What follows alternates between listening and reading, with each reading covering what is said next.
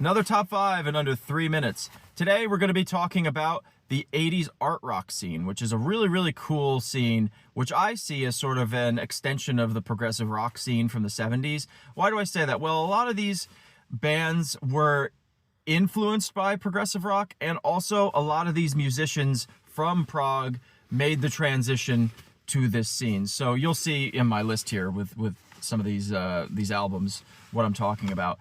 But it's also the music. It's very intricate, but more confined to a sort of shorter song structure.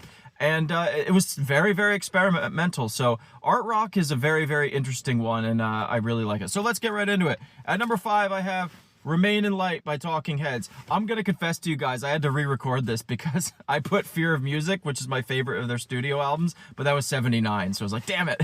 So Remain in Light, it's also a great album. I love Remain in Light. You got, of course, Once in a Lifetime, Cross-Eyed and Painless, a lot of great classic tracks, a very iconic album. The Talking Heads are wonderful. At number 4, I have The Hounds of Love by Kate Bush. This is an amazing album. It's sort of like half a pop album and half kind of like a weird sort of proggy album, kind of experimental. I actually tend to like the poppier side of it better. I think Kate Bush does some amazing pop, 80s pop, some of the best, and she interweaves a lot of those, you know, kind of more experimental proggy sensibilities within that, and she does an amazing job. So I absolutely love that album.